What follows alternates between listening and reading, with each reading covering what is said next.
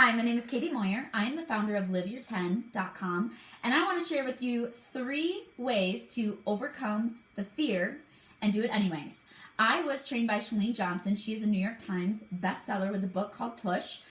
She is also an online guru of all types of academies, so you should follow her. But I remember auditioning to work for her at Powder Blue Productions, which was her company that created Turbo Kick, Pio, Hip Hop Hustle, and All-Star Presenter Camp. And I remember auditioning for her, and I was sitting in the front row, and she said, feel the fear and do it anyways. Now, the audition process was pretty crazy because it's live and in person, and it's 4 straight days. But I remember being so scared, not just for the audition, but every single day, because it was going to be tough. And I knew that, but I held on to that feel the fear and do it anyways. And so my whole journey for the last 5 years as a master trainer, because she eventually sold the company to Beachbody and we became the Beachbody Life brands, what I have taken with that is that I have always taken on a new adventure with, you know what, I'm going to feel the fear and do it anyways. And I promise you that you can feel the fear and do it anyways. How? Because I've done it myself over and over and over and over again ever since that very day when Chalene looked right at all of us, all 10 of us who were auditioning in May of 2010, and said, feel the fear and do it anyways. Now, I know a lot of other people have said it, but that's my moment. That's my moment of when I really understood what feel the fear and do it anyways meant. So how do you get over that fear? Number 1, if you are scared and if you have butterflies, you are probably setting the right goal. So number 1, I want you to remember that you're exactly where you need to be. I know that's really hard to feel because I felt that way. I'm like, this is not exactly where I'm supposed to be. I'm freaking out. Don't freak out.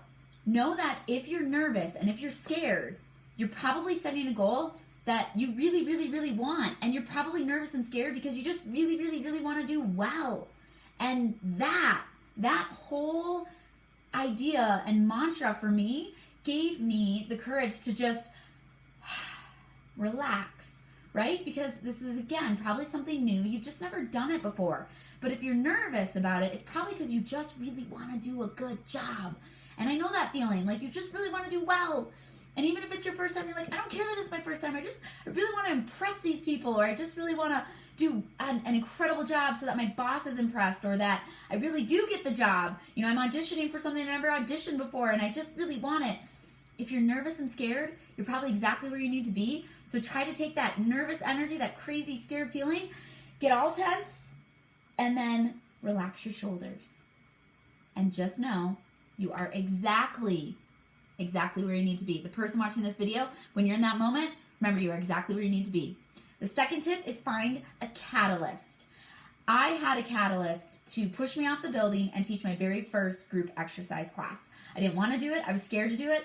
And I would have rather been anywhere else in that moment than teach that class. But I had a mentor who had taught classes before me who said, I believe in you. I know you can do this. Now you need to go and do it. And even though I didn't want to, I needed her to be that catalyst for me. There was no way I would have ever taught my very first Turbo Kick class if it was not for my mentor, Christy Andring. I'm telling you that right now. Now, I still had to do the work, and I still had to put the time and energy in to learn it and to do it and to want to get better. That had to come from me.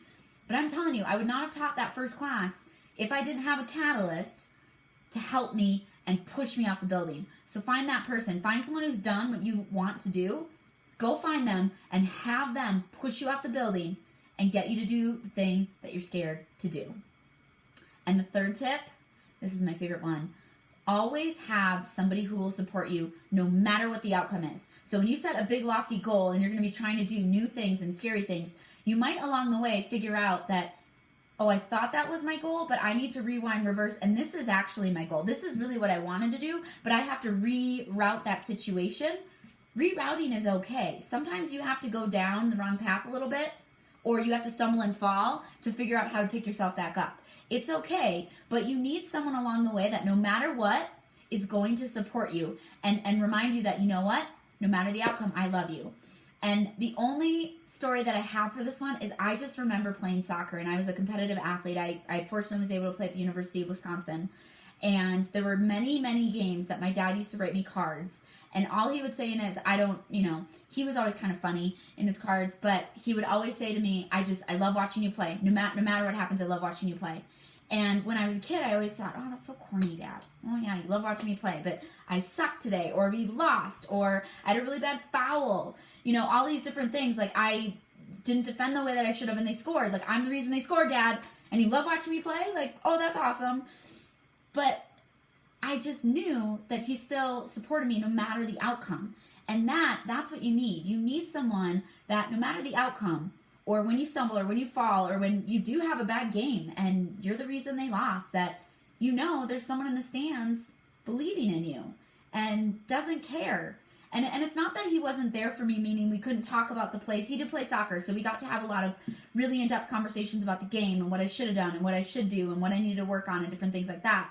I was fortunate and blessed that way, but what I'm saying is I knew he was always going to be in the stands. And whether we lost, whether I had a great game or a terrible game, I knew he was going to wait for me after the games. And even when I played, I might not have realized that, but that makes a really big difference.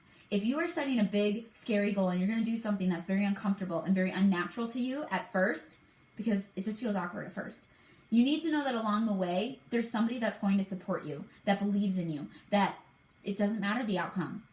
You are good enough. And that to me is huge when you're doing something scary. So I hope that these 3 tips help you. When you're going to do something scary, I hope that number 1, you know you are exactly where you need to be and you probably set the right goal if it scares you. Number 2, I hope that you find a catalyst to help push you off the building, to be able to overcome the fear, because you might not be able to do it yourself. You just need someone to kind of nudge you or literally 2-hand push you off. I joke, but my aunt really did 2-arm it. There was no, it was a big. And then lastly, you need to find someone that's going to support and believe in you and always be there for you through the thick and the thin, because it will make a difference when you do fail, because I failed a lot and I know how much it sucks.